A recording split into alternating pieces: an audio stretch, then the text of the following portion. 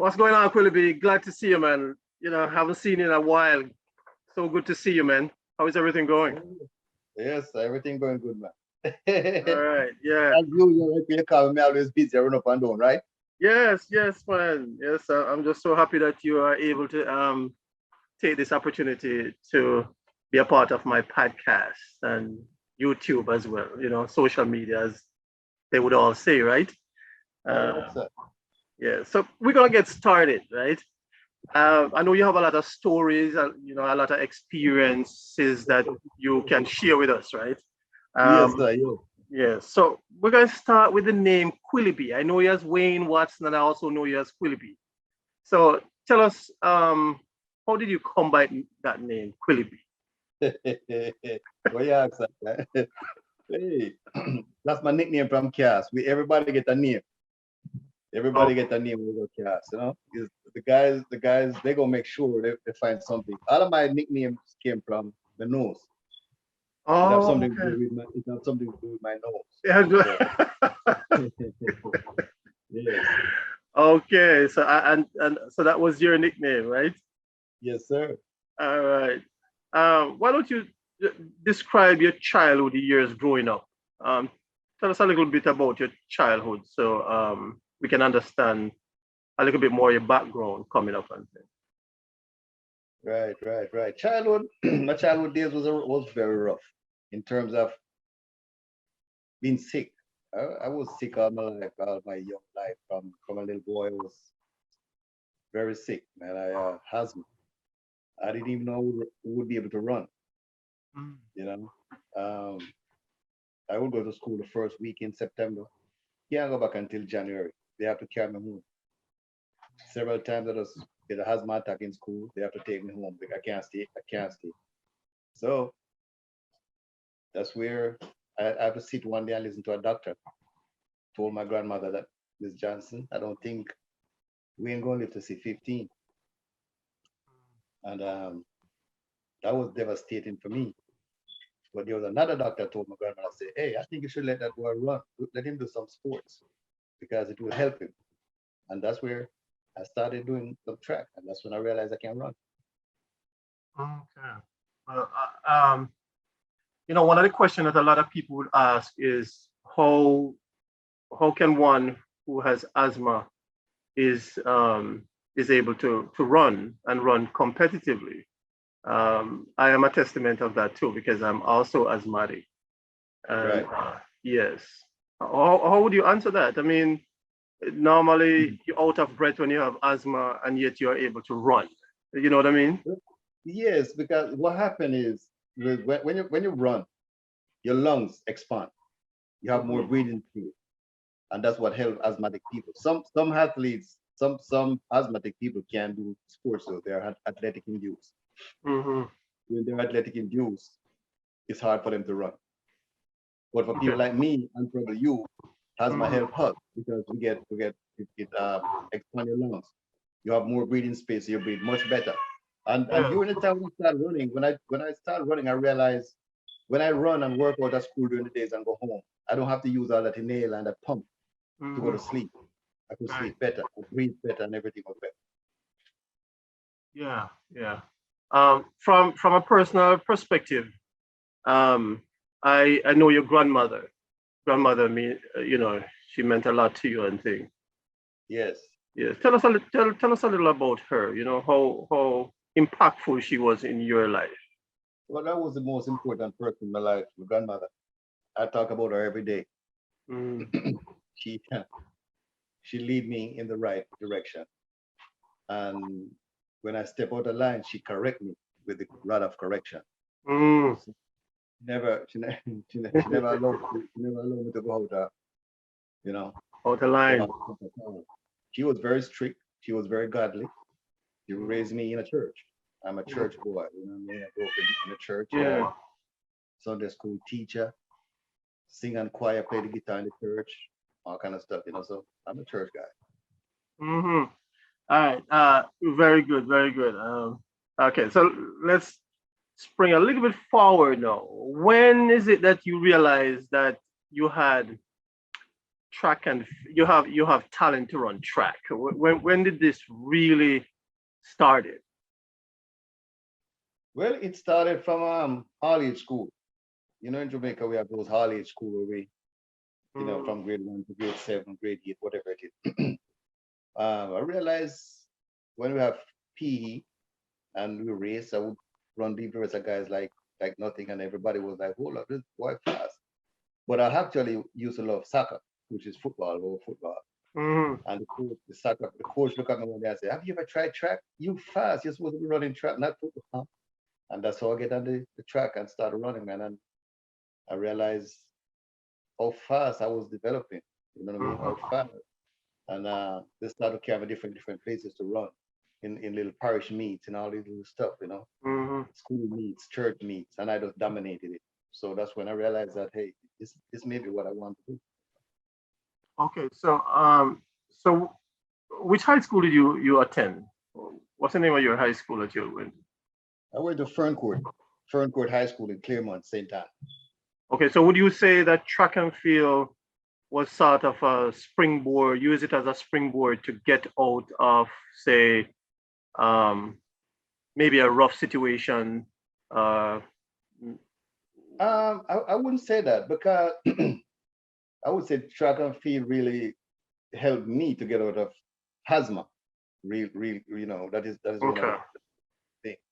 And because of that, I continue, because I don't like to be sick. I don't want to have to be in the bed. And I realized by running every day and working out, that, you know, that helped me. In terms of a good life, I wasn't in a rich kind of life situation, but my grandmother, my grandparents, they work hard. And I could say I have a comfortable life. I never went hungry. You know. Yeah. But there has to be a time, right, when it really clicked, right? That when it really clicked that you have talent, that you see, you look within yourself and say, you know what, track and field can propel me forward to greatness. Did you have that moment? Yes, that was in well, before high school. I get that moment. As a matter of fact, I went to Brownstone Secondary, and that's when I realized, because when I run at the parish championship, parish sports, all these coaches from all these high school, all of them was like, "Hey, this man is fast. We need to get him," or trying to get scholarship for me to go all over the place. Everybody was trying to get in touch with me, and that's when I realized, hey, there's something special about this. So I'm going to put my best into it, and you know, and start working hard. Good. Who are some of the people that you would say that influence your decision to pursue track and field in high school? Was that something that you figure out for yourself, or there was one or two particular person that? There was my coach, Bancroft Pottinger. Bancroft Pottinger, when I was in high school, he was like, to me, he was like a role model for me. He was like the buddy I didn't have around me. And he would even use his own money, pocket money, to take me to track meets, to take me places. So, you know what I mean? Yeah. And because of his influence, you know what I mean, that helps me, because I want to make him proud. I want to, because he tried to push me so much. I said, man, you know, I want to make Bancroft Pottinger proud. So I work hard. Yeah. Well, let's bring forward a little bit to so you now finish high school and you move on to college. At that time, it was called CAST, right? Yes. Now it's known as UTEC.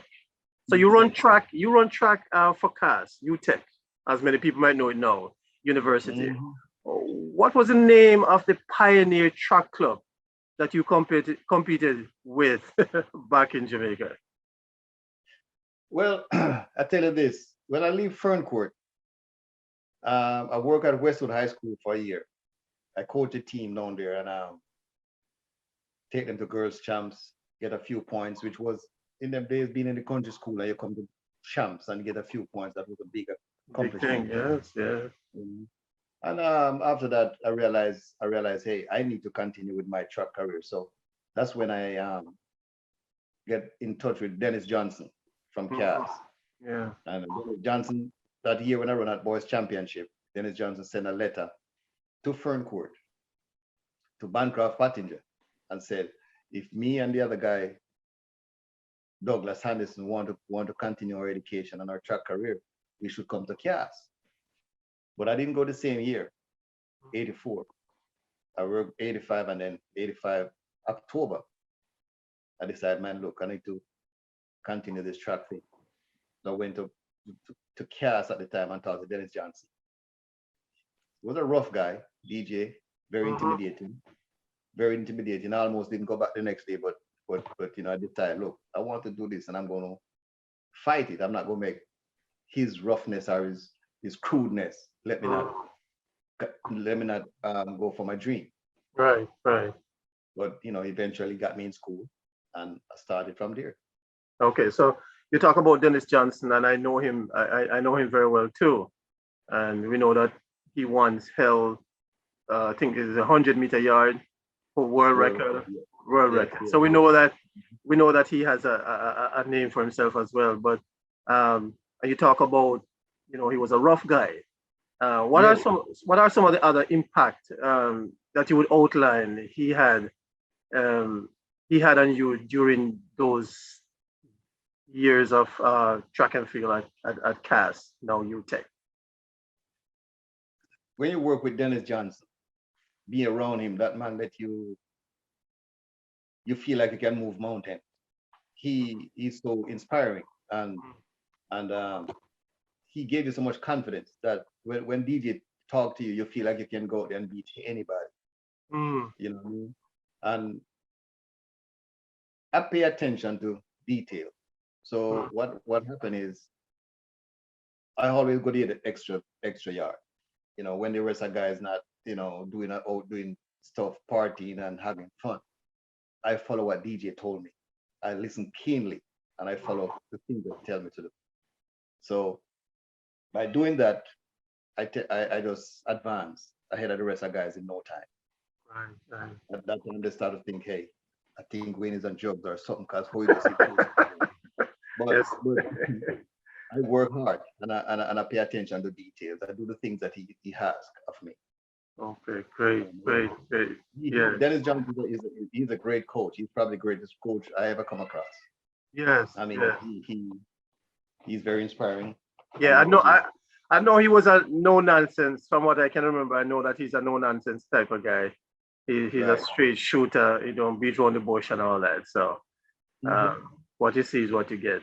Yeah. What you get. Yeah. So let's jump a little bit ahead now in terms of professional track and field career.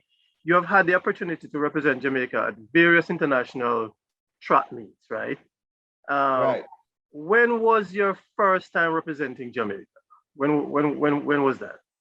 My first time representing Jamaica, wearing the Jamaica colors, was 1988. I run at a meet in Venezuela called Venelum International. That was the first big meet that day. I was very proud at that time to have a Jamaica on my back. So that's what I was gonna ask you. Know, what was that experience like? Oh no, that's the best experience. That's the best. That's the greatest feeling in the whole world, to know that you have reached a stage where you're wearing a Jamaica shirt or a Jamaica and competing for Jamaica, and you know it's not a shirt you go buy in the store. You actually earned it. Earned it. Yes. So that was my first time. All right. Moving right along. So we know that Glenn Mills has coached some of Jamaican fastest runners, right? The likes of, you know, Raymond Stewart, Michael Green, Johan Blake, and the fastest man in the world, Usain Bolt, and many others. At one time, he coached you, right? Yes.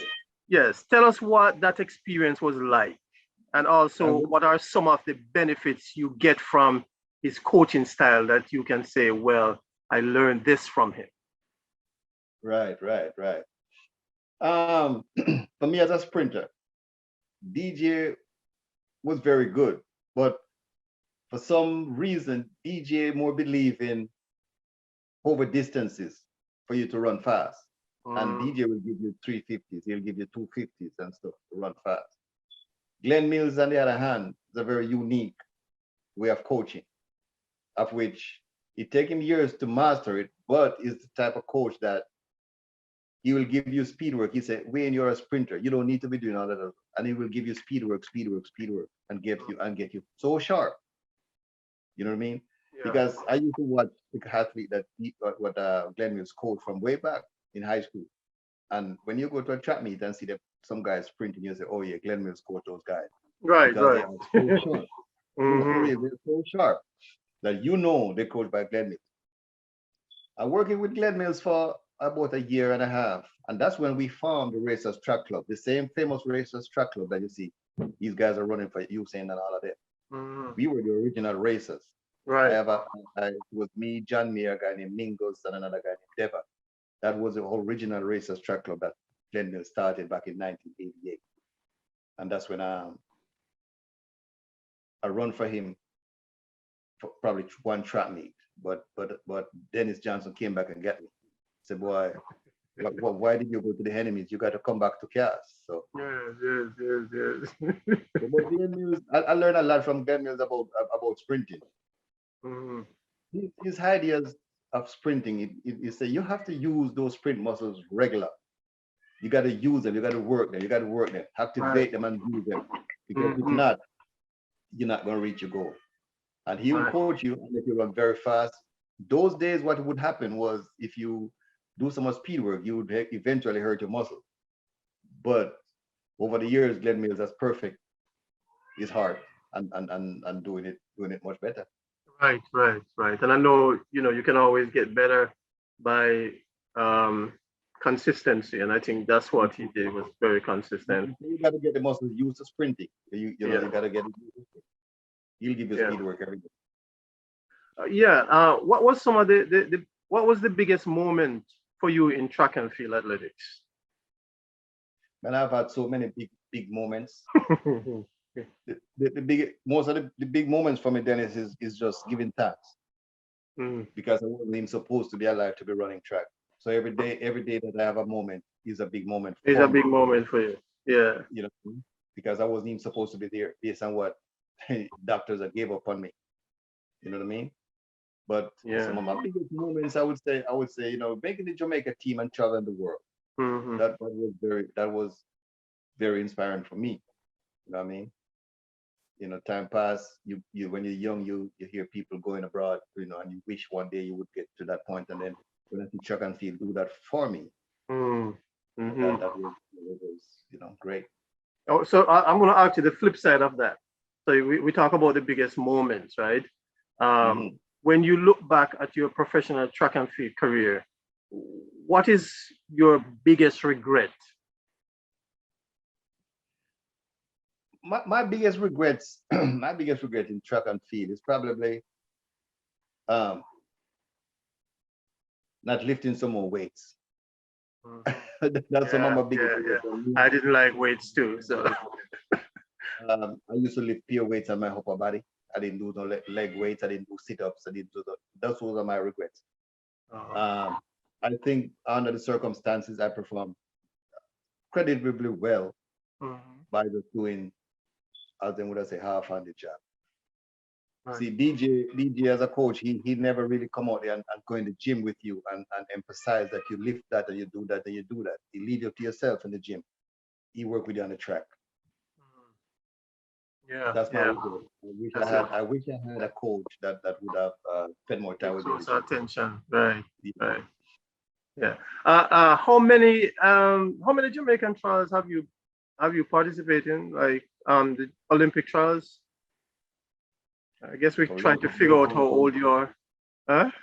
Hey, I competed in 1988 Olympic trials. I run Commonwealth trials in 1990. No. Yeah, just the Olympics. How many Olympic trials have you competed? 88 and 92.